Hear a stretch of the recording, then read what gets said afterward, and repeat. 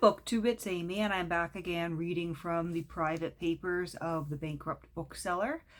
Today we are on page 119, beginning with a section titled Advice to Electors, a General Election Note.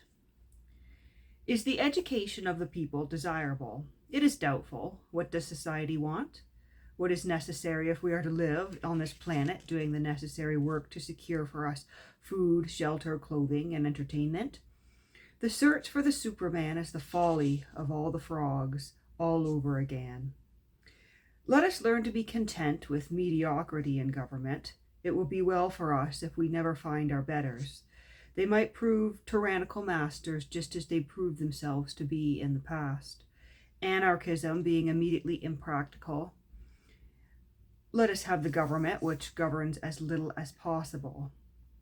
Lord Melbourne's attitude of mind should be commended for imitation to all prime ministers.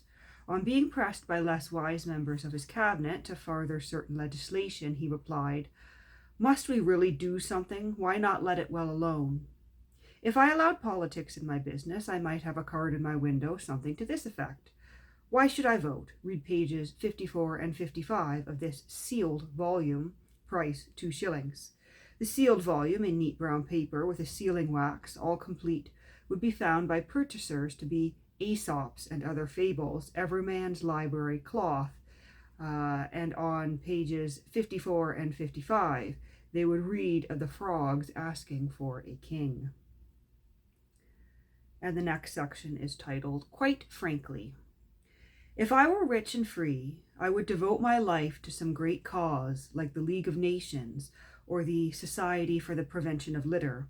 So I think sometimes. If I were rich and free, I would lead a splendid life of devotion to some splendid woman. I would surround her with luxury. We would yacht in the blue Mediterranean. We would sail tropic seas and view the Taj Mahal in the moonlight. We would be alone on coral islands. We would see the sunrise on the snow of Fujiyama. So I think sometimes. And then I remember if I were rich and free, I would do nothing. I am sure that fundamentally, neither great causes nor romantic travel nor the beauty of women would hold me for long. I am born of woman, and being born of woman, I am born lazy. I would, if I had my will, do what the soldiers used to call Sweet Fanny Adams. Sweet Fanny Adams would be the goddess of my nirvana, nor would I worship her ignorantly. And the next section is titled Another American Chapter. I have more to tell about Americans. The Americans are coming into the book trade, and I don't mind at all. I like the American books better than the Americans who come into my shop. Yet they are not all bad folk, after all. They don't know about us any more than we know about them. Last week I had one who told his story. He had made a fortune, apparently, and had come over to Europe and Asia for a year. He wore those silly clothes that Americans wear in fond imitation, I imagine, of the English. He had a light woolen suit of a fine gray texture, the baggy knickerbocker type, and a soft collar with a bow tie, a round hat, and the glasses which are the national badge. He was taking a holiday and had made up his mind when he left to travel light. He had brought no books, nor had he bought any. He read the papers exclusively, but he wanted to get back to America in a more intimate way than the New York Herald could convey him.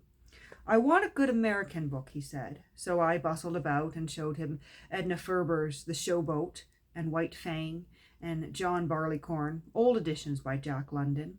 He pursed his lips closely and laid them down, each time saying, "Poof," making the word by expelling the air through his lips. I got him Washington Irving and Nathaniel Hawthorne's Scarlet Letter. They awoke the identical emotion that Miss Ferber and Mr. London had done. I went over a lot of names, calling them out from behind my counter as I read them from the backs of the books themselves. Hergesheimer? No answer. Upton Sinclair? No. Silence. Sinclair Lewis? Read 'em all. Van Vechten? Silence. Henry James? Silence. H.L. Mencken? Nope. O. Henry? Let me see it. I got it down, the new omnibus by Associated Book Buyers. He took hold of it and sat down. I was away and about attending to others for a good half hour. I didn't disturb him. He seemed happy. When I got time, he had decided to buy it. This is my homeland, he said. This is America, and what's more, literature. He paid up his 15 shillings, and for once I was apt and ready. I remembered my O. Henry biography and fetched it out. My copy is a remainder and partly discolored with water, but I sold it to him at full price. He was a Virginian and hadn't heard of Professor C. Alphonso Smith, who wrote O. Henry a biography, which was rather surprising to me. He was very pleased to note, I wasn't pleased at all, that both books were printed in America, though published in England. I did him a good turn, he told me. O. Henry would cure nostalgia or send him back again for the only real cure to his hometown. O. Henry, to me, is the biggest thing the United States has done in literature. I think his Gift of the Magi one of the finest short stories I know. It and Kipling's Without Benefit of Clergy share an equal place. But I like O. Henry better than I like Rudyard Kipling. I know that Mr. Kipling is a better citizen, but O. Henry would be a nearer friend to me. There won't be another O. Henry. O. Henrys are not born of commercial success and world greatness. O. Henry comes from despair and defeat and from the beauty that shines out from the gutter and the mud. Alphonso Smith's book is quite good, but it is worth gold for the little vignette of the last hours of the hero. Writing good things down is good for me. I will write it down.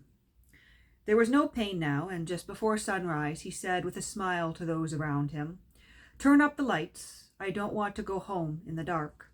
He died as he lived, his last words touched with new beauty and the new hope, the refrain of a concert hall song, the catchword of the street, the jest of the department store. Alphonso Smith adds, "He did not go home in the dark. The sunlight was upon his face when he passed, and illumined still his name and fame." He touched with new beauty common things. That's a good epitaph for a great writer. And Americans may yet come to a time when they will be more proud of the fact that they produced in Ohio one who called himself O. Henry than of their worldwide commerce with every land. After O. Henry, there isn't much for me. I've named some of the writers who are represented on my shelves. There are others, but they are not books which lonely, homesick tourists would take to exactly. Yet they are good. James Harvey Robinson's The Ordeal of Civilization, published by Harper & Company, has given me lots of pleasure. I rushed through the reading of it just after it had come into my stock case, in case it should be sold. It hadn't gone yet, and I turn its serious pages in serious moods sometimes. The same writer has written The Mind in the Making, but I sold it before I read it. H.G. Wells recommends it, and I must get another copy. The Traveller's Library, which Jonathan Cate published, has 3 good American books in it, which I have sold to less distinctive Yankees than the one who was here this afternoon. They are Selected Prejudices by H.L. Mencken, Can Such Things Be by Ambrose Bierce, and Arthur Mason's Wide Sea and Many Lands. The last comes nearest to my bosom, but all are worthy of their place in a good and most saleable series of books.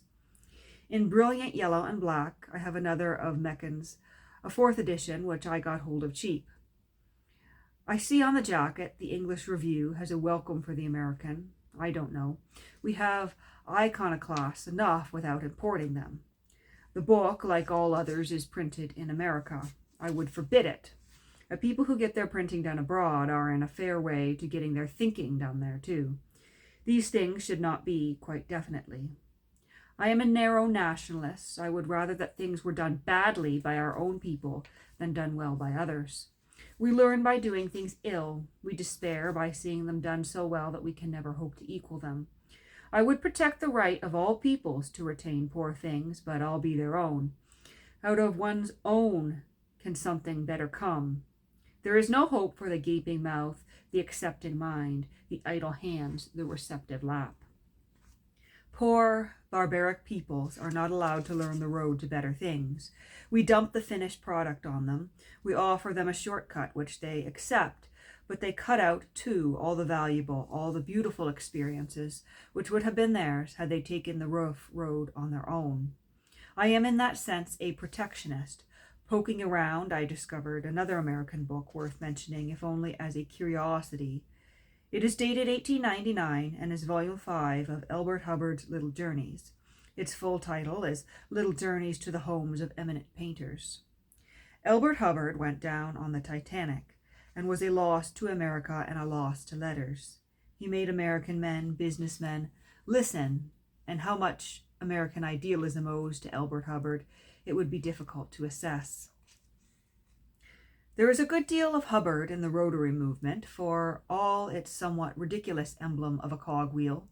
It is less than little that I know about engineering, but a cogwheel which cogs into nothing is not up to much that is useful. It may turn, but it will only turn itself. Yet this single cogwheel is the symbol of rotary.